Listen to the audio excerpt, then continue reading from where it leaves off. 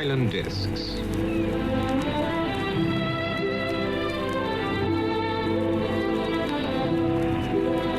Each week we ask a well-known person the question, if you were to be cast away alone on a desert island, which 8 gramophone records would you choose to have with you? Assuming, of course, that you also had a gramophone. As usual, the castaway is introduced by Roy Plumley. That was the introduction from the first of the BBC's Desert Island Discs, broadcast, believe it or not, at the height of the war in January 1942. And of course, this is not the voice of that great broadcaster Roy Plumley, but of Anthony Clay, one of the tenors in the Cambridge-based choir Collegium Laureatum. I am your host today, and my castaway is Ian Cobb, who's been musical director of that choir for no less than 40 years. He studied violin and piano at the Royal Academy of Music, and after graduating, he began his teaching career at Wandsworth School, where he helped to form the 200-voice boys' choir, which would achieve an international reputation. During this time, Ian worked with many composers, particularly Benjamin Britten, as well as leading conductors and orchestras. After moving to a new teaching appointment in Suffolk, Ian formed the Suffolk Symphony Orchestra and became musical director of Collegium Laureatum in 1980, with which choir he has conducted music ranging from early Renaissance pieces to the larger scale works of the choral repertoire. The choir performs mainly in the West Road Concert Hall, Cambridge, and has toured in Prague, Italy, Belgium, and northern France. Ian retired in 2005, giving him more time to concentrate on producing and arranging music and indulging his hobbies of wood carving and architectural photography. So, Ian, 40 years with Collegium Laureatum, no less. That must surely be an astonishing record. Why so long with one choir? I don't really know. I started in 1980 with a small choir, and gradually over the years it's got bigger. I still enjoy it. No one said to me, Ian, I think you're past it. So I think I shall sort of keep going. I thoroughly enjoy the rehearsals, the concerts, the people I work with. It's a lovely job, so I'm not going to give up just yet. So how are you coping with the horrors of COVID? Well, I'm lucky in a way in that I have a music room, so I've got lots of musical instruments, piano, harpsichord, that I can practice on. And of course, I'm also doing lots of arranging concert music, so I've got at least 3 concerts all lined up when we ever get back to do them. My only regret is that my hobbies, wood carving, archery and the like, all my equipment's up in Suffolk, and as I'm in fact not able to go up there, that's one thing that is missing. But other than that, I'm getting on quite well. Can you remember when you first came into music? Was yours a musical family surrounded by the classics? My father was a violinist of sorts. And I suppose listening to him play over the years as I grew up, by the age of 9, I wanted to learn the violin, which I did. And the other influence was singing in a church choir. The church that I sang in was exceedingly high church, all smells and bells. But the one great thing about it was that everything was sung. So that the whole thing, from plain song up to the great service settings, were sung every Sunday. And it was something that I thoroughly enjoyed. During Advent and Lent, we didn't use the organ. So we sang unaccompanied music of Palestrina and Vittorio, which stayed with me all the time. So I now know a lot about that sort of music because I've sung it. And it was something that has kept with me because I now take a much bigger choir. I think that well leads us to your first choice of music. My first one is the Tallis Beminalium, the 40-part motet. It struck me actually that this motet is ideal COVID music because if you looked at the score, it's so big that when you open it up, you have to stand at least a metre away from the person next to you so you can actually read the music.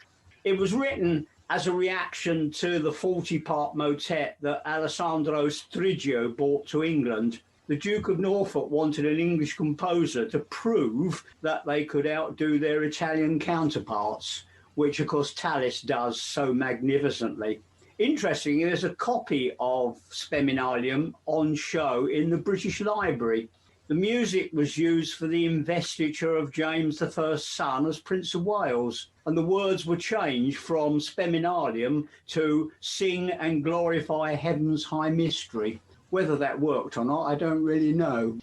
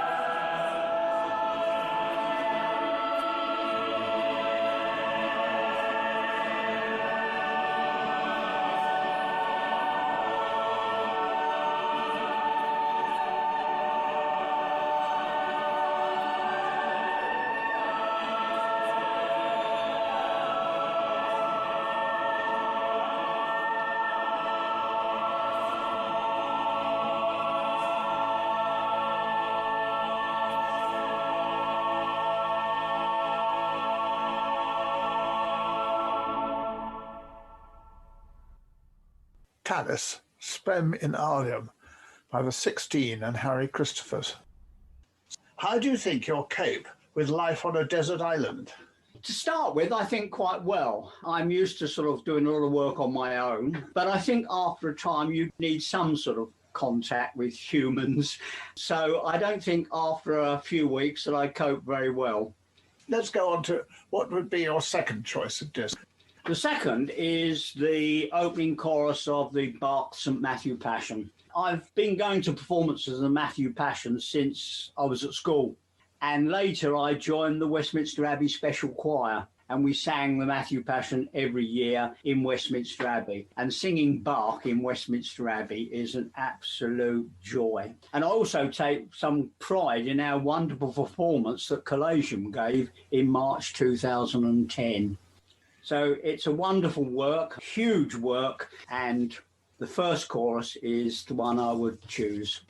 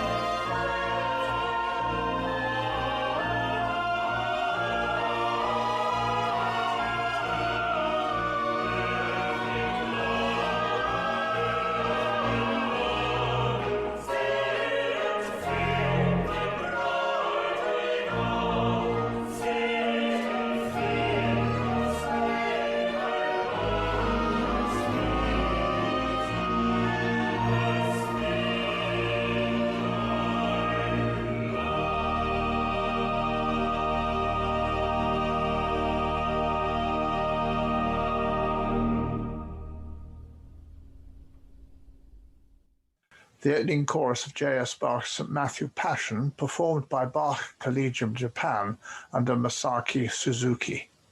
Having listened then to that wonderful Bach music, I just wonder why you think it is that Bach makes such an enormous impression on, certainly it does on me, and I think to so many other people. What is the magic of Bach, do you think?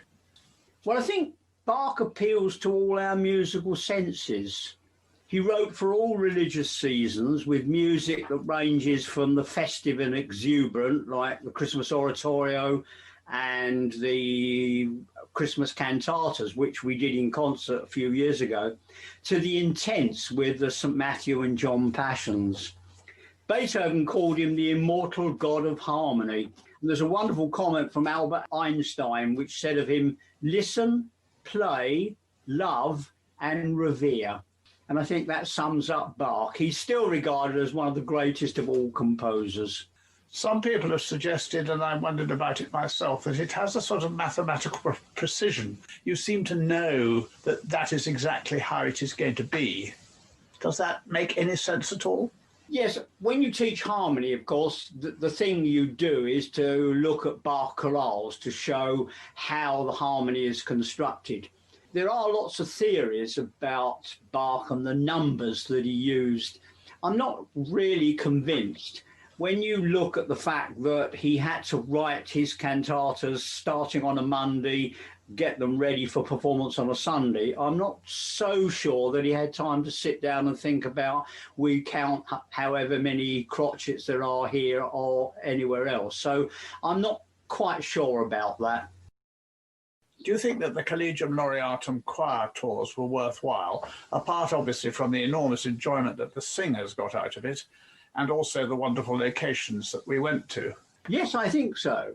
It was a completely different program to the sorts of things we usually do, and that was interesting. And also, it was nice just to sing in wonderful new surroundings. When we sang in San Gimignano, I was approached by a woman who said that she'd waited 15 years for a choir like that to come and sing. So I think it was good for us to learn new repertoire, and was very good for people on the places we went to hear a good English choir. So I think they were really worthwhile doing. I'd like to do more.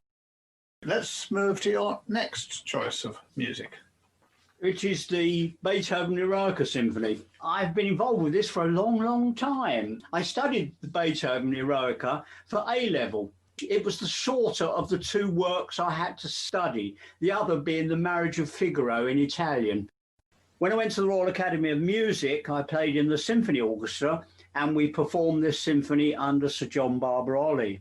And at the last school I taught at, again, the set work was the Eroica Symphony. So I know this work rather well. And I went to the festival hall on many occasions and saw Klemperer conduct it.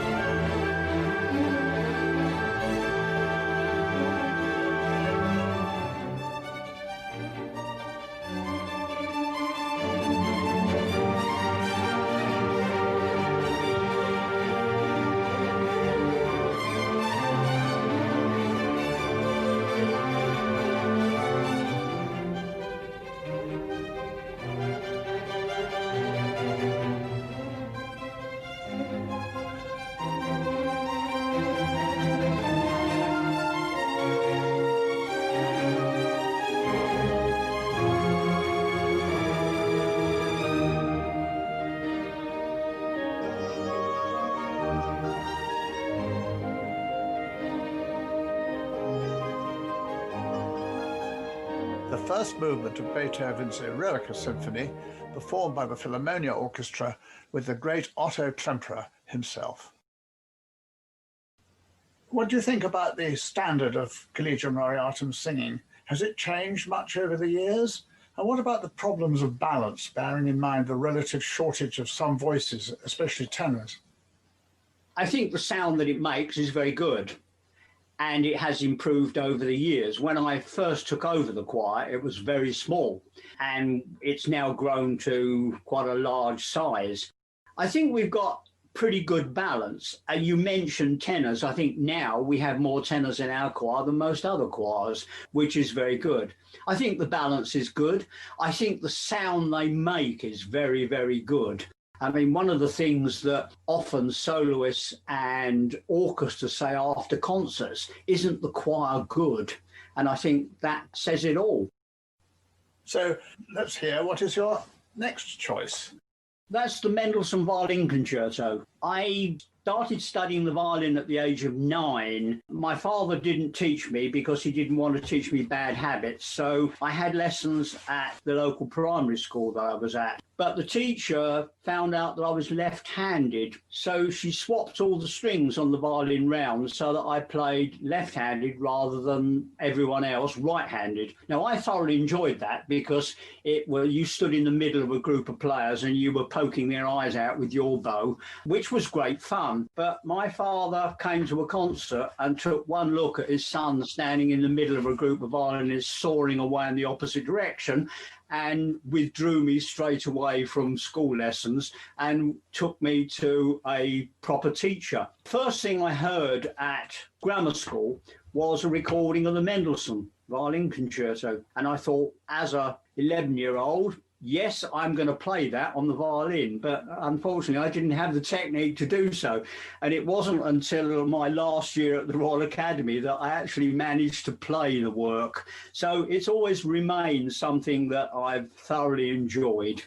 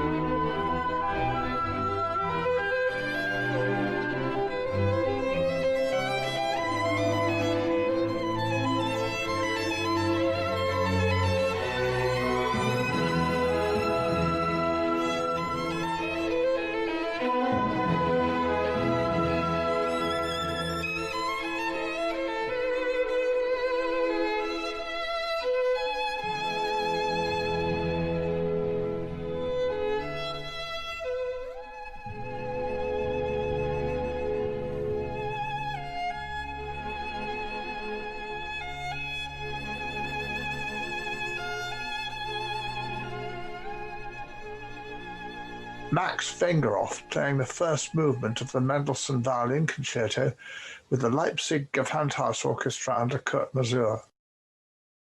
Just turning to the question of the choir again and rehearsals, I just wonder what you feel about the availability of rehearsal tracks now and whether that's made great difference to the choir or doesn't it really make a lot of difference? Is it perhaps best that they should learn what they need to know from you as our musical director during rehearsals? Yes, I will always make sure that they sing in the way that I want them to. The work is done with my idea of how the work should be done, not what's on the recording tape. But if it gives them the confidence to come to rehearsals and sing better, then I think it's a very good thing. Personally, I find these rehearsal tapes very helpful, particularly if there's a Bach run that I just can't get right. You can loop it easily and just listen to it until it drilled into your brain. In the days before those rehearsal tapes, where I could only listen to a disc of a performance, say, by the Bach choir, and one was inevitably going to rather adapt the dynamics of that particular recorded performance. Whereas rehearsal tapes really don't have any dynamics worth speaking of. Yeah, as I say, they're very good for people who need the confidence, and there are perhaps difficult moments in works that you can listen to this over and over again and learn it. So they're a good thing. And your next choice of music, Ian? It's the Corellia Suite by Sibelius. Sibelius has been one of my favourite composers, and the first recording I ever bought was a 45 of the Corellia Suite, which I nearly wore out. I would love to do some Sibelius with the choir, but unfortunately the Finnish language is so difficult and we don't know anyone who actually speaks Finnish, so it's not at the moment a possibility.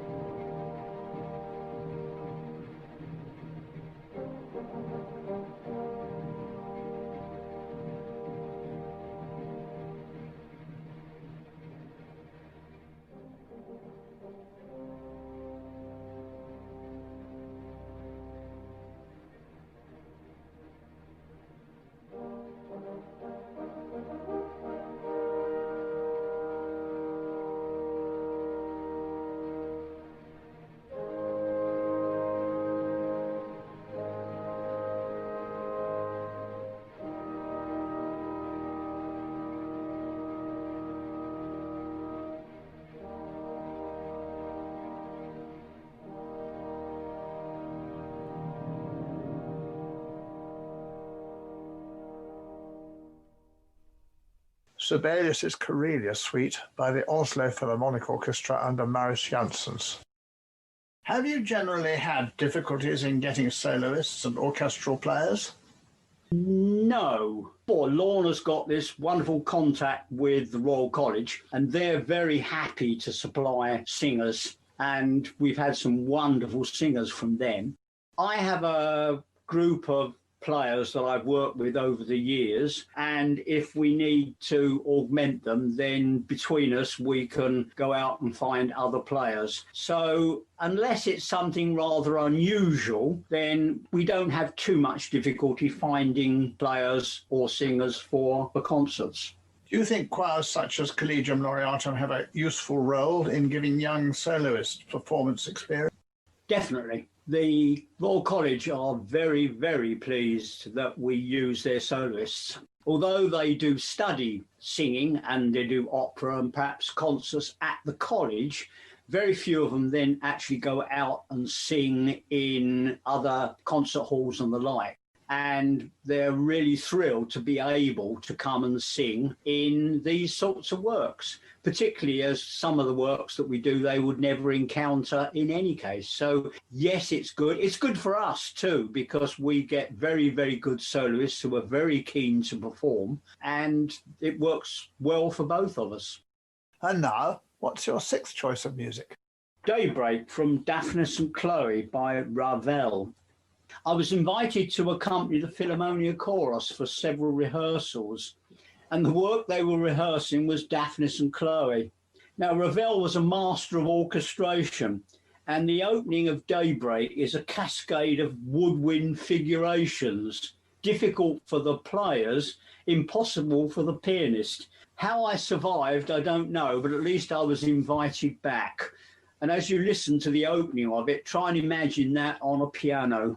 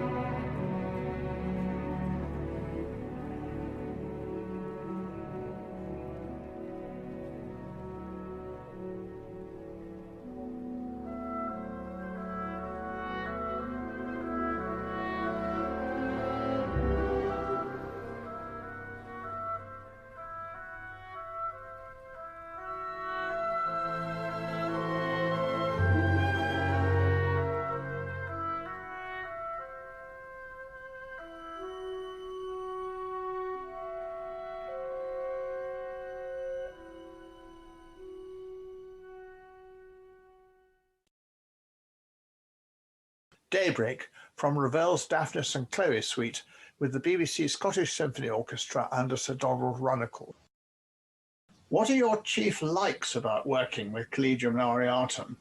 And also, what are your chief hates? For example, I know you loathe gossiping by some in the choir during rehearsals, and Lorna and I have wondered whether when you took up archery, it was so that you might be able to deal with rumbling in the back row. I don't think that's a very good idea, but I think talking is often just enthusiasm for something that we've just done, complete a very difficult passage, and people natter about that. It's not too serious a problem, but it does get a little bit annoying. What do I like? Well, just rehearsing them. They're a very responsive group and they make a super sound. And I thoroughly enjoy all the work that we do, particularly when we get to our concerts, which are always exceedingly good. And very often sold out.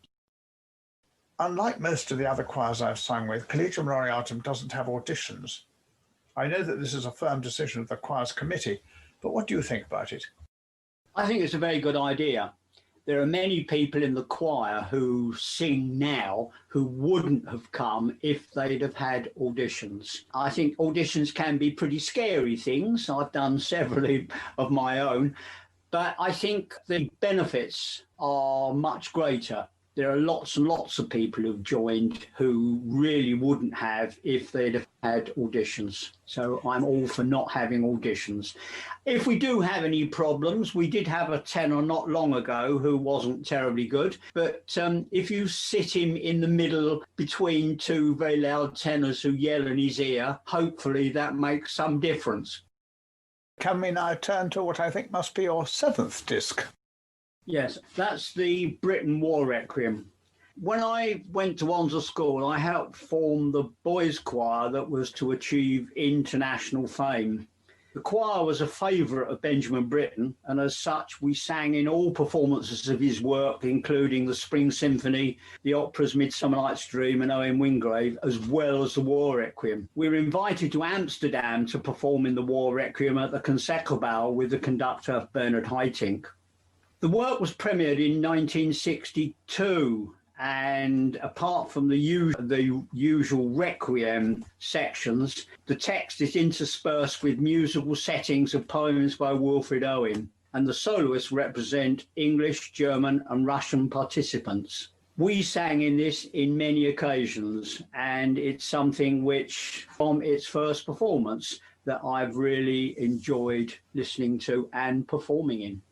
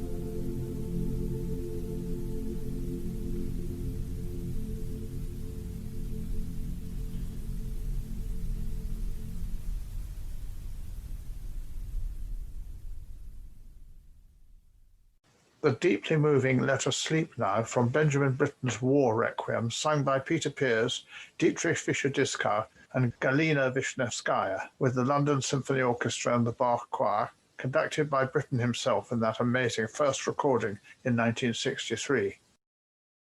What do you think is the future for Collegium Laureatum and choirs like ours, singing classical music where sight reading is really important, though many seem to get away with learning the notes in rehearsal and from rehearsal tracks, but bearing in mind the lack of part singing in the syllabus of most state schools, sight reading must become extremely rare. Schools' music's always a problem, always has been a problem. Very few schools have school choirs that sing. Well, I think it's much more difficult because of COVID. Someone emailed me the other day about when are you going to do the Beethoven, but I don't think that's anything we could do. Let's face it, by the time we get together again, we've probably been out of singing for over a year, and people will need something less strenuous to perform than Beethoven Missa Solemnis. I think if we can keep everyone together, then I think we need to rebuild. We need to do works that are less taxing to get our strength back in a way so that we can then carry on and do what we're very good at. But how do you think we can best achieve a balance between performances of popular classics like Messiah and Verdi Requiem, which result in large audiences, and the inclusion of more challenging and perhaps lesser known works? Well, I think the thing to do is to put them together. Do a concert which has at least one popular work, and then put in something which people might not know, but when they hear it, think, I rather like that. I mean, the classic example with Collegium was when we did the Haydn Seasons. Everyone hated it. I had so many requests during the term's rehearsals, please could we do something else? And yet after the performance, people coming off stage said, how marvellous, can we do it again? So I think it's just people's ideas about music. I think they need to be educated in this way, that there are other things other than Messiah and popular music. There's a load of really wonderful music out there that choirs should be doing and should enjoy. How do you manage to provide such wonderfully readable scores of your own arrangements, e.g. of the lovely Bach Christmas cantatas a year ago? Yes, Sibelius. I can transfer all my musical ideas onto Sibelius, and then getting them printed makes them very clear.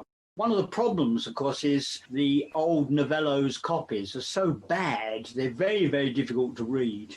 So these copies are much easier, and it's something which can provide music like the Michael Haydn, which isn't printed. So it's a great experience to do these things, and we get a lot of music which we would not otherwise be able to buy. We seem to have come to your last disc, Ian. What will that be? I've chosen the Sanctus from the B minor Mass. This is Bach at his most exuberant and monumental, a Sanctus like no other. I have chosen the Collegium recording from 2006, which seems to me to have the power, enthusiasm and superb singing that this chorus needs.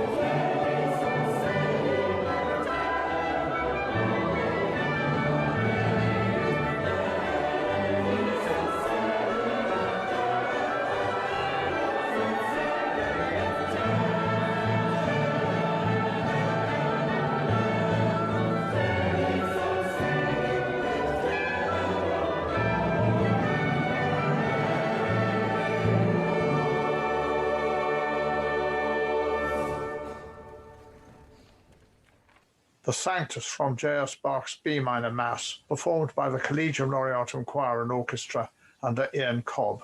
What a wonderful performance that was. I remember it well. And finally, Ian, I have to ask, what book, apart from Shakespeare and the Bible, would you take on your desert island? I would like to take the miniature scores of all the Bach cantatas. I could learn them more, and being on a desert island, I could actually sing some of the solos. And what about your luxury? Well, that would have to be my woodworking equipment and my archery. So then I could amuse myself for many, many hours. I think you're only allowed one. It would have to be the woodwork. Yeah, I think that's possibly a better choice because I think I might have to rule out the archery on the grounds that it could be extremely useful on the desert island. I think of all those poor parrots that would fall before your bow, Ian. And finally, if you were only allowed to take one disc, which would that one be? Sanctus from the B minor Mass. Performed by? Collegium Laureatum. Well, that's the end of your stay on the desert island, Ian. I've enormously enjoyed your great stories and above all your choices of such wonderful music. Thank you. I've thoroughly enjoyed it. I hope everyone enjoys my choices of music, and I hope as a choir we'll soon be able to meet again and do some singing. Couldn't agree more. Goodbye, everybody.